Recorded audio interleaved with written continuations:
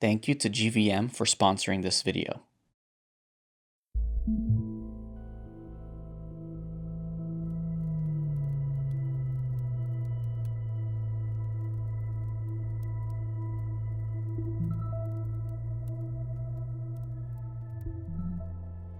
Every shot you just saw in that sequence was lit with one light. I think there's a misconception that if you want a cinematic video, you're gonna need thousands of dollars of different lights and lighting setups. But the truth is, even with one light, you can achieve a lot. You just need to know how. So in this video, I'll be showing you how to achieve different looks and styles of videos using one light and one modifier. Hi, my name is Bruno Pozo. I'm a commercial filmmaker here in Bend, Oregon, and I make weekly videos on filmmaking technique, gear reviews, and how to make money with your camera. If any of that interests you, hit that like and subscribe. Now, on to the guide. First, let's talk about what you're going to need. All of these setups in this video only have two things: a light with a light stand, obviously, a softbox and a reflector for that light, so you have two different styles of light you can use, and finally, some sort of bounce or negative fill. This can be that 5-in-1 reflector disc or something like a V-flap if you have it.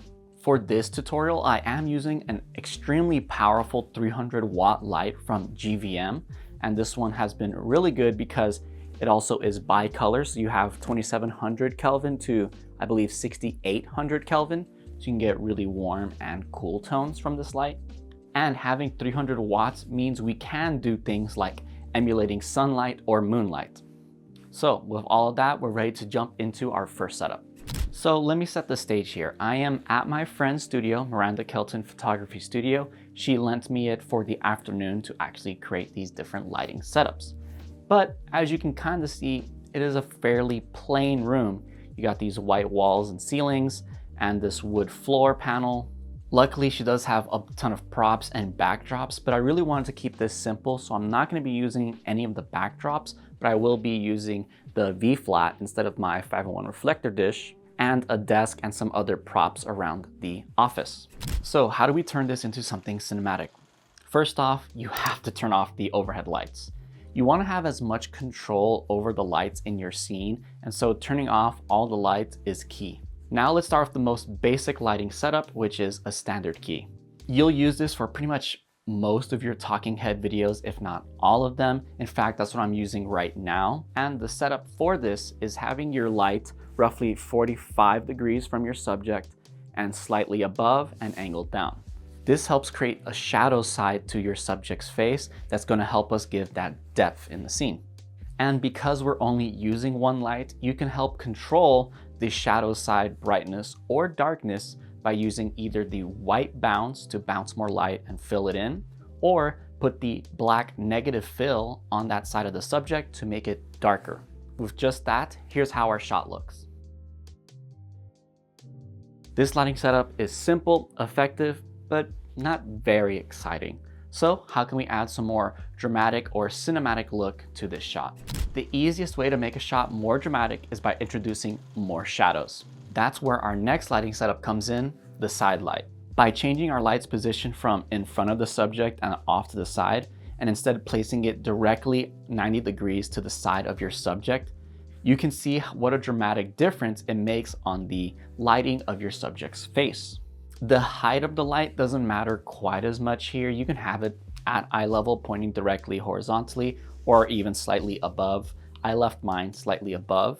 But in this shot, you can see how only half of the subject's face is lit up while the other half is in darkness. And using our bounce or negative fill, we can bring some exposure back to that dark side, or even make it more dark and contrasty by using the negative fill. Because I want a more dramatic look, I used the negative fill for this shot. Here's how the shot looks. Now, continuing this pattern of moving our light's position, we end up on the reverse key light. As you might guess, the reverse key light is similar to the key light in terms of its position, but instead of being in front of the subject at 45 degrees, it's going to be behind the subject at 30 to 45 degrees. So only maybe a quarter or a fifth of their face is illuminated by the light, while the rest is in shadow. This is a very dramatic look that can evoke strong emotions like distrust or contemplation. but it's all going to depend on how much fill you want in your scene. So here's how the shot looks with the white bounce helping lift the shadow side. And here's how that shot looks with the negative fill, creating more contrast to our subject. You can see what a huge difference the modifier has to our final shot. This next setup, I want to show how you can use a table to introduce some more bounce and exposure on your subject. We'll keep it on the reverse key light for now, but what we're going to have is our white desk. And because the desk is white, now it's acting as a positive fill, bringing up the exposure of our subject even more. And together with the negative fill or the white bounce, you're able to introduce or reduce the contrast in your scene. Here's how the shot looks with the negative fill, and here's how it looks with the white bounce.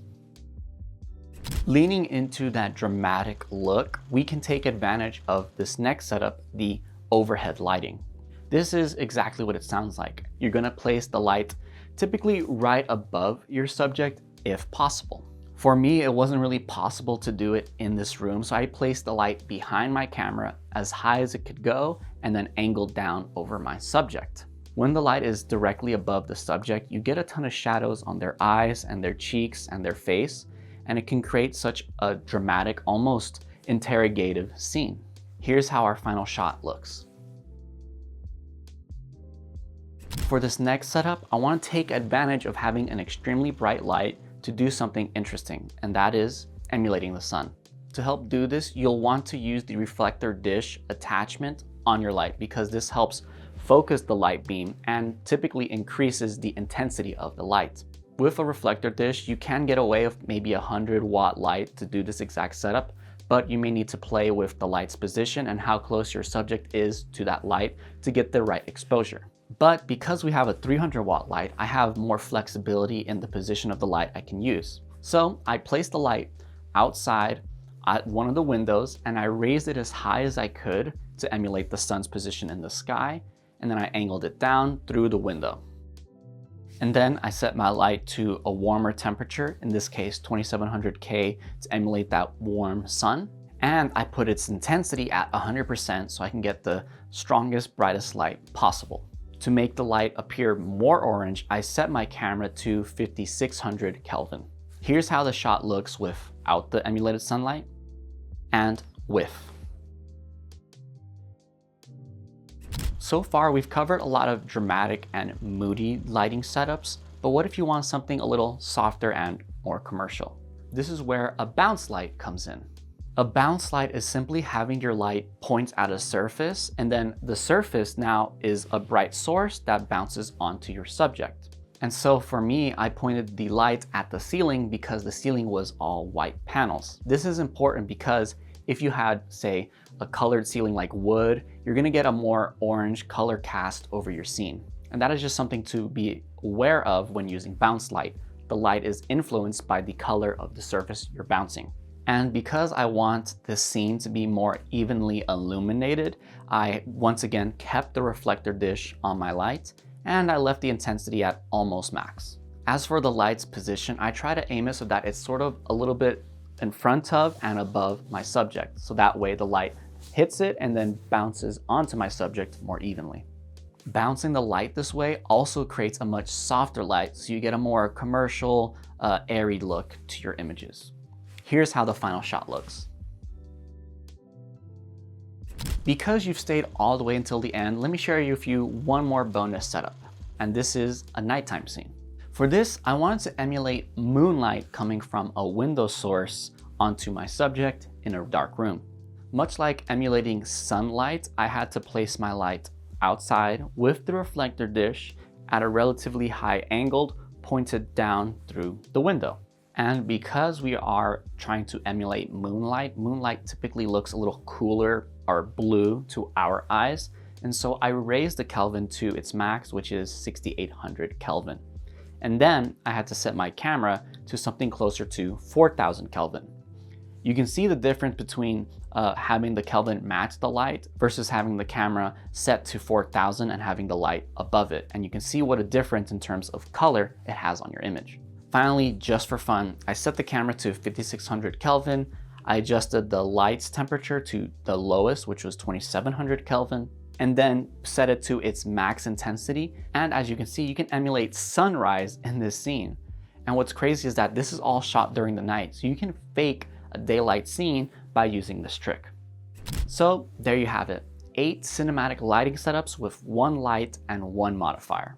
It's easy to fall into the trap of thinking that you need more lights to create a cinematic image, and although that can be helpful, it's not always necessary. And in fact, if you can get comfortable and master using 1 light, you'll be surprised how much better your eye and cinematography can get. So if you have any questions about any of the lighting setups I shared in this video, leave them in the comment section below and I'll do my best to help you out.